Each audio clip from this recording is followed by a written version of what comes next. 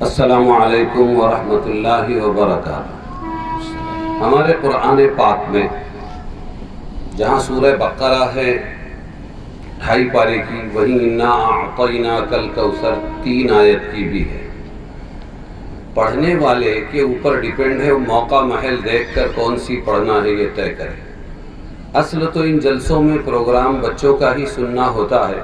بہت خوشی ہوئی، بڑا کامیاب پروگرام رہا۔ ہمارے اساتذہ کی محنت، ندرت کا مطلب ہے الگ سوچ، الگ ڈھنگ، پھر بچوں نے اس کو کیچ کر کے محنت کر کے ہر پروگرام کو بے جھجک جو پیش کیا، یہ قابل تحسین ہے اور آپ کا جلسہ کامیاب ہے، بہت بڑی بات ہے۔ اب میرے پاس صرف 15 سے 20 منٹ ہے، پھر اس کے بعد ہم کو نماز بھی پڑھنا ہے، کھانا بھی کھانا ہے اور بچوں کو انعام بھی دینا ہے۔ تو کچھ ضروری باتیں ہیں، اللہ کرے کہ وہ وقت پر صحیح انداز سے سمجھ میں آ جائے اور ہم عمل کریں۔ ایک محنت ہے ان استاذوں کی اور ایک محنت ہے ہماری ماں بہنوں کی۔ یہ ہمارے مفتی مظفر صاحب، یہ ہمارے بزرگوں میں سے ہے، عملاً جب آرڈر کرتے ہیں آنا ہوتا ہے، بہت محنت کرتے ہیں ہماری بچیوں کے بارے میں کہ وہ ادھر ادھر نہ جائیں، اسلام پر باقی رہیں۔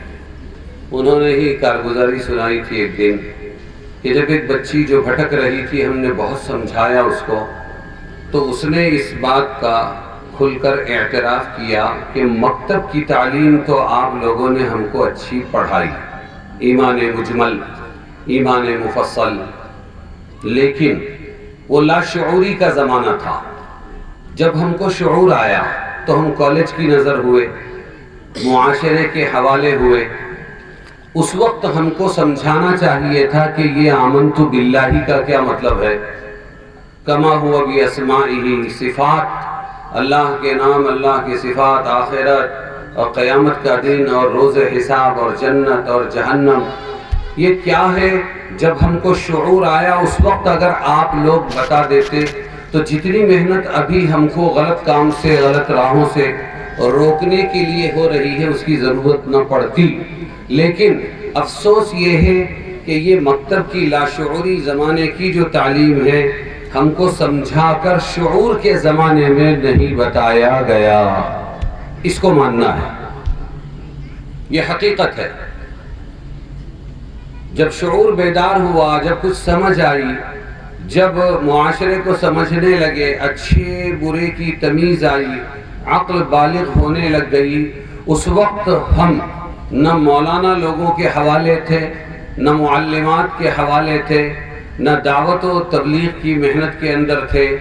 ہمارے کو ایک ہی دھن تھی، بچی صبح اٹھے اور سیدھا کالج کا رخ کرے، ہائی اسکولوں کا رخ کرے اور ڈگریوں کے پیچھے جائے اور نمبر حاصل کرنے کی دوڑ میں رہے، اور پھر اس میں اچھی بری صحبتیں آئی اور ان کی وجہ سے قدم ڈگمگا گئے۔ اس میں بہت بڑا رول ہماری ماؤں کا ہے۔ ماؤں نے ایک چشمہ جو پہن لیا ہے کہ کسی بھی طرح عزت اور دولت کے لیے ڈگری حاصل کرنا ہے، بچے کو بھی بچی کو بھی دلانا ہے، اس میں جتنا سرمایہ لگے لگانا ہے، اس میں کوئی روک ٹوک نہیں کرنا ہے۔ یہ ہماری معراج ہے، ایم اے کی ڈگری، ڈاکٹری کی ڈگری اور کالج کی ڈگری اور فلانی ڈگری، اس معراج پر پہنچ کر ہی دم لینا ہے۔ اس کے لیے جتنی بڑی قربانی دینا پڑے دے دیں گے، اخلاق کی، مروت کی، پردے کی، شرم کی، حیا کی، حتیٰ کہ ایمان کی بھی قربانی دینی پڑے تو دے دیں گے، لیکن اس کو حاصل کریں گے۔ یہ ہماری ماں اور ہمارے ابا، یہ ماں باپ کا، گھر کے بڑوں کا یہ حال ہے، ان کی ذمہ داری تھی۔ مولانا یونس صاحب رحمۃ اللہ علیہ، جنہوں نے کوکن پر بہت محنت کی، فرماتے تھے، مستورات کے بیان میں اکثر فرماتے تھے کہ یہ مائیں اپنے بچوں کی ایمان کے ڈاکوؤں سے، شیطان سے حفاظت کیوں نہیں کرتی؟ کیا ایک مرغی سے بھی گزری ہو گئی ہے؟ ایک مرغی بھی چیل سے بچانے کے لیے اور بلی سے بچانے کے لیے اپنے چوزوں کو اپنے پروں میں سمیٹتی ہے، جان کی حفاظت کرتی ہے، لیکن یہ ایمان والی آج اپنے بچوں کی، نسلوں کی ایمان کی حفاظت نہیں کرتی۔ یہ بہت بڑا چیلنج ہے۔ مولانا یونس صاحب رحمۃ اللہ، ایک کامیاب مکتب کی تعلیم کے بعد میں یہ کہہ رہا ہوں، میں نے کتاب میں بھی لکھا ہے سوانح مولانا یونس میں، کہ مولانا یونس صاحب رحمۃ اللہ علیہ فرماتے تھے کہ مجھے مکتب پڑھانے کا اتنا شوق تھا کہ تعلیم الاسلام مفتی کفایت اللہ کی، جس میں عقائد، نماز اور ارکان ہے، وہ پوری کراتا تھا اور قرآن پاک ناظرہ پڑھاتا تھا، تب بچی کو میں مکتب سے فارغ کرتا تھا۔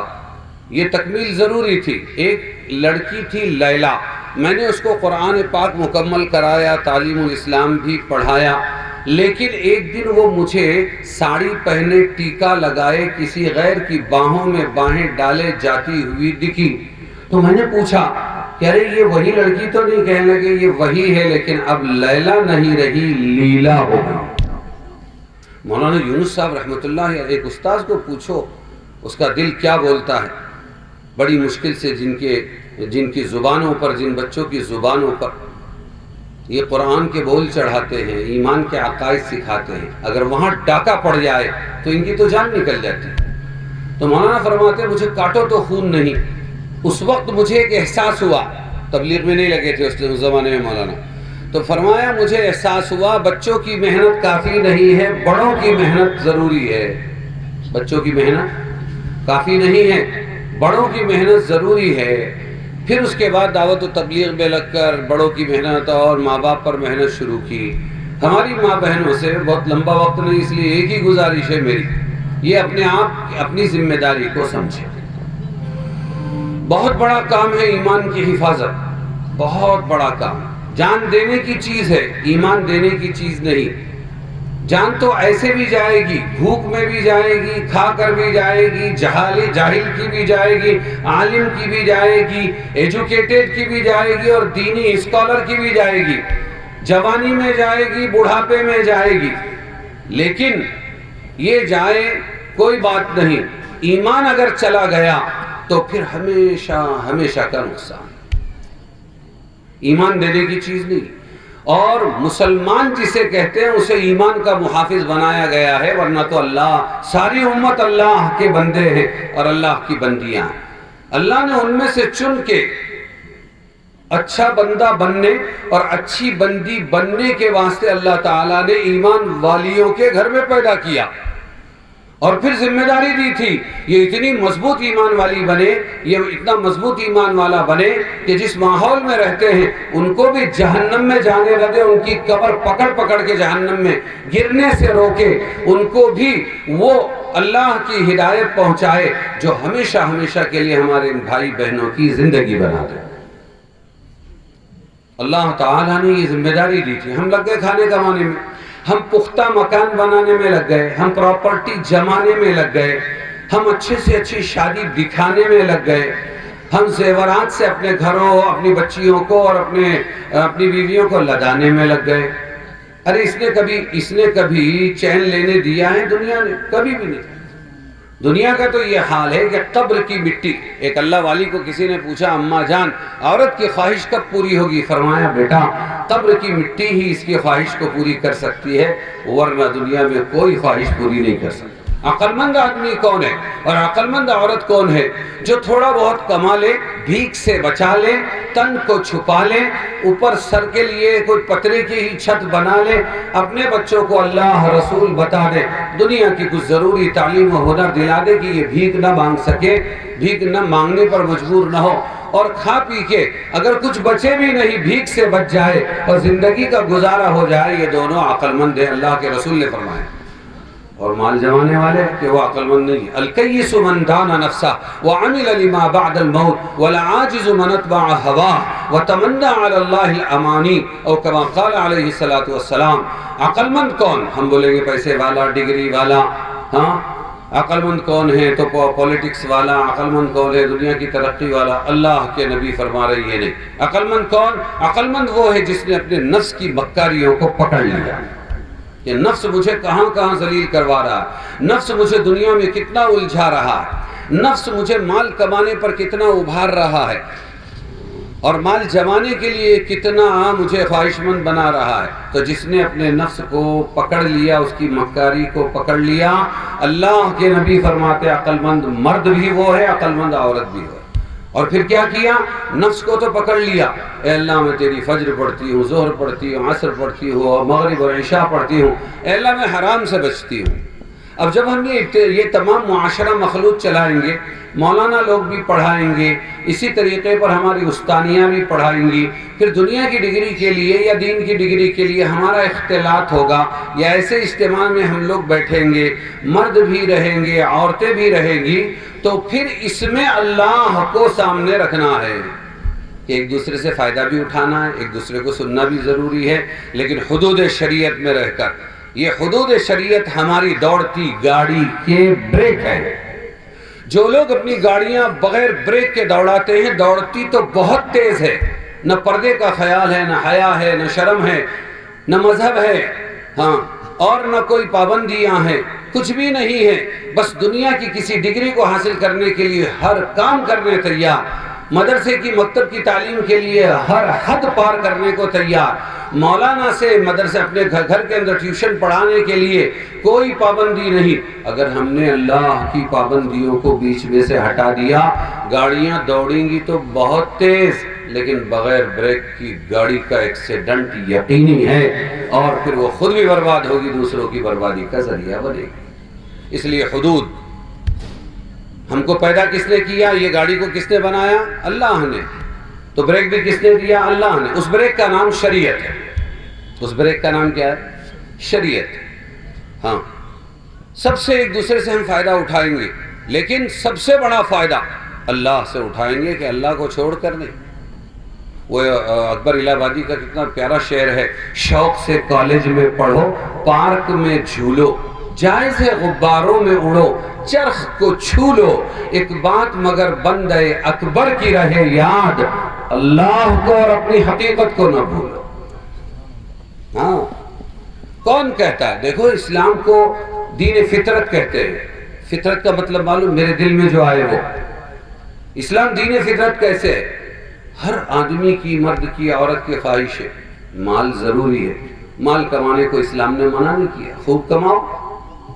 اچھا، مال جمانا یہ میری فطرت ہے، تو اللہ نے مال جمانے کو بھی منع نہیں کیا. اسی لیے زکوٰۃ کا قانون لایا کہ تیری ضرورت پوری ہونے کے بعد میں اگر سال گزر جائے تیرے پاس 52.5 تولہ چاندی کے برابر مال ہے کسی بھی شکل میں، تو تو زکوٰۃ ادا کر دے. ہو سکتا ہے امام شافعی رحمۃ اللہ علیہ کے پاس کچھ مقدار میں فرق ہو، اس میں مجھے معاف کرنا. پھر آدمی تو مال جمانے کی بھی اجازت دی. اچھا، پہننا انسان کی فطرت ہے تو پہننے کی بھی اجازت دی. اچھا، پھر اس کے بعد اپنی فطری صلاحیتوں کا مظاہرہ کرنا، مرد نے مردانگی کا مظاہرہ کرنا، عورت نے اپنے حسن و جمال کا مظاہرہ کرنا، یہ ہر ایک کی فطرت میں ہے. اس سے بھی اسلام نے نہیں روکا، بلکہ اس کی بھی اجازت دی کہ اپنے شوہر کے لیے جتنا سجنا ہے سج، ثواب ہے. اپنے شوہر سے جتنی باتیں کرنا ہے پیار کی کر، تیری باتوں میں ثواب ہے. اپنے شوہر سے جتنا تم کو گھومنا پھرنا ہے اور سیر و تفریح کرنا ہے، بے تکلفی کرنا ہے، ضرور کرو. آپ کے ایک ایک لمحے پر صدقے کا ثواب. یہ ہے اسلام، دین فطرت. تو جو ذہنوں پر ایک چھاپ ہے کہ بھئی دین ہماری ترقی کی رکاوٹ ہے، بالکل غلط. مولانا تقی عثمانی، مفتی تقی عثمانی پاکستان کے ہندوستان آئے تھے صرف تھوڑے دنوں کے واسطے، اور اس میں وہ 15-20 منٹ کی تقریر کرتے تھے. ہم بنگلور گئے تو بہت دانشور طبقہ بھی تھا اور ہمارے علماء بھی تھے. ایک ہال کے اندر تھا. انہوں نے کہا مسلمان کو ایک غلط فہمی ہو گئی ہے، ترقی کے لیے ننگا ہونا ضروری ہے اور ایجوکیٹڈ ہونا ضروری ہے. دو چیزیں. مسلمان کیا سمجھتا ہے؟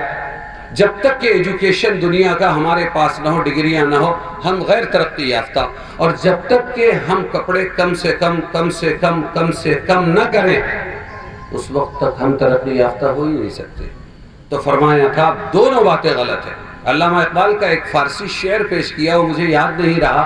اس شعر میں علامہ اقبال نے بھی یہ بات کہی دنیا کی جو قومیں آج سروں پر ہے اور ترقی کر رہی ہے وہ حضرت محمد مصطفیٰ صلی اللہ علیہ وسلم کی تعلیمات اور دونوں میں خاص دو سچائی اور امانت داری کو پکڑ کر آج وہ دنیا میں ترقی کر رہی ہے. اور مسلمان جو ذلیل ہے اللہ کے رسول کی تعلیمات کو چھوڑ کر ذلیل ہے. اس کے دکان کا لیبل جو ہے وہ تو مسلمان اور اسلام ہے, اس کے دکان کے اندر مال دوسرا بھرا ہوا ہے. وضع میں تم ہو نصارہ تو تمدن میں ہنود, یہ مسلمان ہیں جنہیں دیکھ کے شرمائے یہود. ہم سینے سے لگا لیں حضور صلی اللہ علیہ وسلم کی تعلیمات کو, اپنی زندگی میں سچائی لائے, امانت داری لائے اور دین کو لائے, قول و قرار کے پابند بن جائے. اللہ یہ مارکیٹ انہی کے حوالے کرتا ہے, پھر ہم کو دے دے گا. ساری گندگیاں ہمارے اندر بھر جائیں, بالکل غلط. تو ہماری ماں بہنوں کا خاص طور سے اور ہمارے بھائیوں کا یہ ذہن کہ دین ہمارے راستے کی رکاوٹ ہے, یہ ذہن سے پہلے نکالو. ہاں یہ نکال دو, اور اپنے بچوں کو یہاں نہیں, یہ مکتب نہیں, اس کے آگے کی دین کی تعلیم دو. 1 تاریخ کو امبیڈکر ہال مہاڑ کے اندر بڑا پروگرام ہوا, ڈاکٹر محمد شفیق کرکر صاحب کے بارے میں کتاب کا اجرا بھی ہوا. بڑے دانشور لوگ آئے تھے, اس میں ٹیچر لوگ بھی تھے بہت سے. میں نے مفتی رفیق صاحب کی اجازت سے یہ اعلان کیا کہ مدرسے والوں نے تو ایک قدم بڑھا کر کالج اور اسکول کو اپنا لیا. آج میری اسکول, میرے مدرسے میں, مفتی رفیق صاحب کے مدرسے میں, ابھی شری وردھن کے مدرسے میں بھی ایک چھت کے نیچے امت کے بچوں کو اور بچیوں کو, مولانا رجب صاحب کا مدرسہ, بچیوں کو آدھا دن مولانا اور حافظ بننے کی تعلیم دی جاتی ہے, اور باقی آدھا دن 2 بجے سے ان لوگوں کو باقاعدہ 10ویں 12ویں پڑھا کر کالج تک کی تعلیم دی جاتی ہے. تو مدرسے والوں نے تو اسکول کالج کو ضروری سمجھ کے اپنے سینے سے لگا لیا, داخل کر لیا. ایک چھت کے نیچے آپ کو دین دنیا دونوں مل رہا ہے. میں نے سب سے کہا جو موجود تھے, آپ کب ایک قدم آگے بڑھائیں گے؟ خالی اسکول کالج اور دنیا کا ہنر یہ سکھانے کے بجائے ایمان کی حفاظت کے لیے آپ مدرسے میں کب آئیں گے؟ اپنی بچیوں کو مدرسے میں کب لائیں گے؟ اپنے بچوں کو مدرسے میں کب لائیں گے؟ تاکہ ایمان کی حفاظت رہے, دین دنیا ملے لیکن دین کے ساتھ ملے. تو اصل بات یہ ہے مدرسوں پر چھاپ ہے غربت کی, چونکہ امت کے چندے سے چلتے ہیں, مدرسوں پر چھاپ ہے غربت کی. اس لیے آدمی کیا سوچتا ہے, برتن مانگنے والی بھی یہ سوچتی ہے, نہیں میرا بچہ اناتھ تھوڑی ہے, یتیم تھوڑی ہے, غریب تھوڑی ہے, میں تھوڑی مدرسے کے اندر پڑھاؤں گا, وہ تو غریبوں کے لیے. یہ سوچ اگر آپ کی رہی تو آپ برباد, اور یہ سوچ مٹ گئی تو آپ آباد. تو مدرسے میں بچوں کو جلدی ڈالتے نہیں, اور کیا بولتے ہیں, ارے میرے کو بولا تھا کسی نے اس لیے میں بول رہا ہوں, ہماری گھر کی عورتوں نے بولا تھا, تم بن رہے مولانا 100-150 روپیہ کمائیں گے, ہمارے بچے تو انجینئر ڈاکٹر بنیں گے, تم خود کیا کھائیں گے, اپنے بچوں کو کیا کھلائیں گے. آج جن مولانا لوگوں کے بارے میں یہ کہا جاتا ہے الحمدللہ سب سے اچھا وہی کھاتے ہیں. کتنا اچھا کھاتے ہیں, اور مرغا جو پیچھے لگتا ہے صبح سے ناشتہ, دوپہر, شام, انڈیا میں باہر مرغے ہی مرغے. ایک مولانا کو ایک نے چھیڑ دیا, او مولانا کیا عجیب ہے, تم ہمیشہ مرغے کھاتے رہتے. بولے کیا کھاؤں گا, بولو. بولے دال چاول کھانا چاہیے تم نے, ٹھیک ہے تو کبھی دعوت کر میری دال چاول کی. اس نے بولا ٹھیک ہے. ہوتی بعض لوگوں کو ایسی اللہ کے واسطے کھنس. اس نے دعوت رکھا مولانا کی, اور دال چاول بنانے کے لیے اپنی بیوی کو بولا. بولے بڑے مولانا آ رہے ہیں, ان کی دعوت کرنا ہے, دال چاول سبزی بنا دینا. اس نے کہا ٹھیک ہے. عورت تو عورت ہوتی ہے, بہت سی جگہ مردوں کو بھی بات دے دیتی ہے. آئے مولانا کھانے کو بیٹھے, جو کھولا تھا مرغا, پھر مرغا. تو تعجب کیا, چلو کھائے پیے چلے گئے. اور پھر وہ اس نے اپنی بیوی کو ڈانٹا, تو سمجھتا نہیں, میں نے بولا تھا دال چاول اور سبزی کھلانا, تو نے مرغا کھلائی. کہنے لگے تمہارے جیسے آپ بے وقوف سمجھے گے میرے کو, اتنے بڑے مولانا زندگی میں ایک بار میرے گھر میں آ رہے ہیں, ہاں میری بھی کوئی غیرت ہے, کوئی شرم ہے کہ میں ان کو دال چاول کھلاؤں گی. میں نے میرے اعتبار سے مرغا کھلا دیا. تو جن کے نصیب میں مرغا ہے, اور مرغا کیوں ہے وہ بھی سنو. ہمارے یہ مولانا لوگ بیچارے مرغا بنتے رہے, سبق یاد نہیں, بن مرغا, لیٹ آیا, بن مرغا, مستی کیا, بن مرغا. تو اتنا مرغا بنا یہ بیچارہ حافظ, یہ عالم, کہ وہ بیچارے مرغے کو اس پہ رحم آ گیا. مرغے نے کہا اچھا ہر بات میں تو نے مرغا بن کے میری مشابہت اختیار کی، آج سے تیری میری دوستی، جدھر تو ادھر میں۔ پہلے تھا بن مرغا بن مرغا بن مرغا، اب زندگی دیکھو مولانا لوگوں کی، کھا مرغا کھا مرغا کھا مرغا۔ تو عجیب بات ہے، امت کا حال یہ ہے، وہ سوچتے ہیں مولانا بنیں گے حافظ بنیں گے تو کھائیں گے کیا، اور جب دیکھتے ہیں کہ مولانا بہت کھا رہے ہیں تو بولے یار مولانا تم تو بہت کھاتے ہو، ادھر سے ایسا بھی بولتے ہیں ادھر سے ویسا بھی بولتے ہیں۔ یہ وقت آ چکا ہے کہ ہم مدرسے والوں نے اپنے مدرسوں کو کالج میں تبدیل کر دیا ہے، ہم دین بھی دیتے ہیں دنیا بھی دیتے ہیں۔ ابھی میرے مدرسے میں پڑھے ہوئے بچے پونا کے اندر عالم حافظ قاری بن کر، پونا میں لائر بن کر، وہ پونا کے کورٹ میں پریکٹس کر رہے ہیں، کوئی ڈاکٹر بن رہا ہے۔ خود مفتی رفیع صاحب کے بیٹے بھی الحمدللہ کیا بن گئے، وکیل بن گئے ہیں۔